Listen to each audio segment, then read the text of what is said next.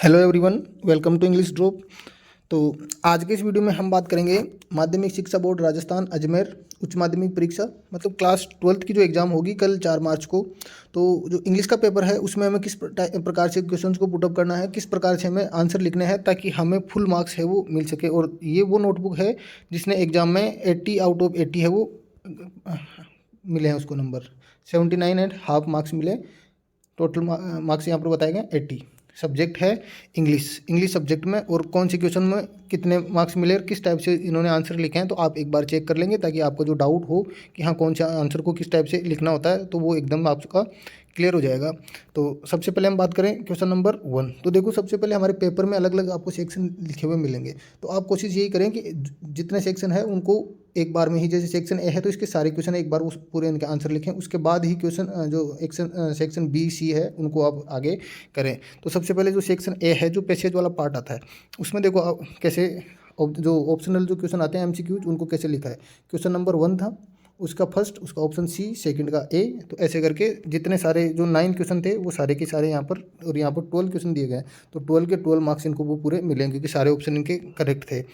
Second question है question number 2। देखो question number 2, इस लाइन को हमें खाली छोड़ना होता है। चाहे तो हम ऐसे डैश डैश लगा के क्वेश्चन मार्क डाल सकते हैं, इस लाइन को खाली छोड़ना, इसमें कुछ नहीं लिखना होता। उसके बाद जो आगे जो पैसेज वाले क्वेश्चन है तो इनको आप जो डिस्क्रिप्टिव है वो पैसेज में से देख के और आसानी से इनके आंसर दे सकते हैं। और ये हमारे पास आंसर सामने दिए गए हैं। उसके बाद देखो सेक्शन बी स्टार्ट हुआ है, सेक्शन बी, और इसमें क्वेश्चन था वी लीव। क्वेश्चन नंबर 4 की बात हो रही है और ये इसका क्वेश्चन है। देखो क्वेश्चन का जो स्टार्टिंग पॉइंट से लेकर एंड पॉइंट तक लिखा, बीच में डैश डैश डाल दिया, मतलब क्वेश्चन को पूरा यहाँ लिखा है। उसके बाद यहाँ से आंसर देना शुरू किया है। ये इसके सारे आंसर हो गए और ये इनको चेक किया गया है।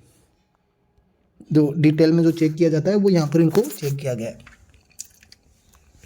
नेक्स्ट देखें तो देखो, ज़्यादा जो ग्रामेटिकल मिस्टेक है उसकी तरफ आप ज़्यादा टेंशन ना ले, वैसे अपनी तरफ से पूरा अच्छे से अच्छे लिखने की कोशिश करें, लेकिन फिर भी अगर छोटी मोटी जो गलतियाँ हो रही है उनको कोई ज़्यादा मतलब आप उसको देखने के बाद वैसे नहीं करें कि हाँ इसके बारे में हमारे पास कोई गलती हो सकती है, कोई मार्क्स कट सकता है, क्योंकि ऐसे छोटी गलतियों के मार्क्स कटने के चांस बहुत ज़्यादा कम होते हैं। यहाँ पर उनको पूरे मार्क्स मिले। फिर इन्होंने क्वेश्चन नंबर 5 स्टार्ट किया, क्वेश्चन नंबर स्टार्ट किया, उसका स्टार्ट से एंड तक यहाँ पर लिख के छोड़ दिया गया है। फिर आगे के सारे क्वेश्चन है वो देखो पूरा सीक्वेंस वाइज इन्होंने सारे आंसर लिखे हैं और इनके जो मार्क्स थे वो सामने मेंशन किए गए कौन सा किसके कितने मार्क्स का था। उसके बाद है सेक्शन डी स्टार्ट हुआ। देखो ए बी क्या था, डायरेक्ट कौन से सेक्शन पे आ गई है, सेक्शन डी के ऊपर। मतलब जो सेक्शन हमें अच्छे से आता है सबसे पहले हमें वो करना होता है। और इसमें हमारा जो नोटिस है वो, और नोटिस लिखने का तरीका यहाँ पर दिया गया है और बहुत अच्छे से लिखा गया है। तो सबसे पहले कैपिटल लेटर में लिखा जाता है जो नेम ऑफ ऑर्गेनाइजेशन है वो, और उसका प्लेस लिखा जाता है। उसके बाद डेट लिखी जाती है, डेट में मंथ का नाम है वो पूरा लिखा जाता है। कैपिटल में हेडिंग लिखो, उसको अंडरलाइन कर दो। उसके बाद कैपिटल में जो है हमारी जो हेडिंग है, टाइटल है वो लिख देंगे। ये जो लाइन स्किप करने वाला है तो आप अगर लाइन स्किप कर दे तो आपके लिए अच्छा होगा, बाकी अगर इग्नोर भी कर दे तो भी कोई दिक्कत नहीं है। ये जो 2 लाइनें इनका ध्यान रखना जरूरत है कि यहाँ और यहाँ लाइन स्किप करनी होती है। उसके बाद ये हमारा कंप्लीट नोटिस है और उसके बाद इसको कंप्लीट बॉक्स के अंदर बंद कर दिया गया है। और देखो यहाँ पर अलग अलग डिवाइड किया गया है ये अलग अलग पार्ट का, कि फॉर्मेट का क्या है, ऊपर टाइटल के 1 नंबर, फिर उसके बाद कंप्लीट मिला के 4 नंबर थे। इन चारों को अलग अलग यहाँ पर डिवाइड कर दिया गया है। उसके बाद जो एक सेकंड पार्ट आता है जिसमें आपको एक तो पैसेज को ट्रांसलेट करना होता था हिंदी के अंदर, ये लास्ट ईयर था। इस बार पैसेज ट्रांसलेट वाला नहीं आएगा, आपको कोई भी एक टॉपिक दिया हुआ आएगा, उसके ऊपर आपको पैसेज लिखना है 80 to 100 वर्ड के अंदर।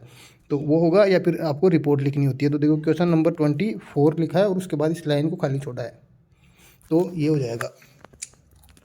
नेक्स्ट क्वेश्चन की बात करें, लेटर लिखा है। तो देखो क्वेश्चन नंबर 25, यहाँ पर हम क्या करने जा रहे हैं, लेटर। तो इन्होंने ये लिखा है और इस लाइन को खाली छोड़ दिया। उसके बाद अपना सेंडर से एड्रेस आ जाएगा, डेट आ जाएगी। चाहे तो आप यहाँ पर लाइन स्किप कर सकते हैं, बाकी किसको लिखना है, द एडिटर को। एडिटर इसका द हिंदू का राजस्थान। और फिर उसके बाद लिखा हमने डायरेक्ट सब्जेक्ट और रेस्पेक्टेड सर, या फिर सर लिख देंगे तो भी कोई दिक्कत नहीं है। और उसके बाद यहाँ से ही हमें लिखना होता है। आजकल कोमा का ज़्यादा इंपॉर्टेंस नहीं होता कि कोमा आपको लगाना है या नहीं लगाना है, नहीं लगाएंगे तो भी चल जाएगा। उसके बाद हमारी जो डिटेल होगी वो यहाँ पर हम मेंशन कर देंगे लिमिटेड वर्ड के अंदर। और उसके बाद योर्स फेथफुली, और यहाँ पर थैंकिंग यू भी लिखना था।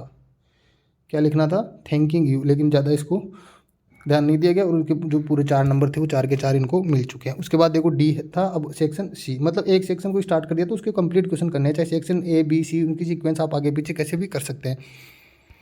ये हमारी बुक के क्वेश्चन आ जाएंगे। क्वेश्चन नंबर 6 का आंसर ये था, 7 का आंसर ये था। तो आप चाहे तो क्वेश्चन नंबर 6 लिखो। जैसे मान लो कि ये क्वेश्चन 6 नंबर यहाँ लिखा था हमने, तो इस क्वेश्चन को यहाँ पर डैश डैश करके छोड़ देंगे, उसके बाद इसका आंसर लिखेंगे और उसके बाद 7 और उसको डैश डैश करके, ताकि थोड़ा सा आपको जो आंसर है वो थोड़ा सा इफेक्टिव लगे, अच्छा लगे देखने में। उसके बाद ये था वो सदाऊज के जो फादर थे उनका चीफ कंसर्न क्या था, तो उनकी एजुकेशन के बारे में। और देखो 1 नंबर का है, तो देखो वर्ड लिमिट का भी हमें ध्यान रखना है, ऐसे नहीं मन मर्जी आप जितना है वो पूरी स्टोरी लिखने बैठ जाए। उसके बाद ये सारे क्वेश्चन आपके सामने हैं, इनमें कहीं भी जो ग्रामेटिकल मिस्टेक है उसको ज़्यादा हाईलाइट नहीं किया गया है। उसके बाद आगे लिखा है कि जितने भी क्वेश्चन हैं वो सारे सबके आंसर यहाँ पर दिए गए हैं, उनको कंप्लीट मार्क्स यहाँ पर मिलते जा रहे हैं।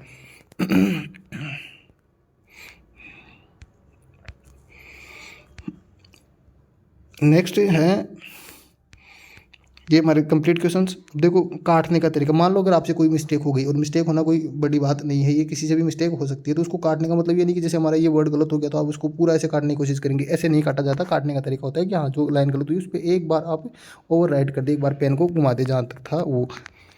इसके कंप्लीट यहाँ पर मार्क्स मिल चुके हैं। और आगे जितने भी क्वेश्चन हैं उनके बारे में ये चल रहा है। नहीं तो ये जितने क्वेश्चन थे, लास्ट में जो ध्यान रखने वाली बात वो है कि हमें द एंड या एंड समाप्त ये लिखना होता है। और उसके बाद जितने पेज है उनको एक बार शुरू के 2-3 पेज है, सारे पेज आपको क्या कर देना है, ऐसे क्रॉस कर देना कि हमारा वर्क कंप्लीट हो चुका है, इससे आगे हम नहीं लिखने जा रहे। ये लिखना कंपलसरी है, इसको आप याद रखें। और ये हमारा जो आगे के जो पेज है, देखो जितने भी है सब पे क्रॉस किया गया, नहीं है तो उन पे टीचर के द्वारा कर दिया गया है, तो आपको शुरू के 2-3 पेज पे तो क्रॉस करना ही होगा। तो इस तरीके से आप एक बार देख लेंगे कि ज़्यादा ऐसे लोड नहीं लेना किसी बात का कि हाँ कितना ज़्यादा हमें लिखना होगा, किस तरीके से लिखें, एग्जाम में क्या लिखना होता है। देखो एकदम बिल्कुल नॉर्मल तरीके से क्वेश्चन नंबर 19 डायरेक्ट आंसर लिख दिया और ये पूरा करेक्ट है। तो इस तरीके से आपको सामने ये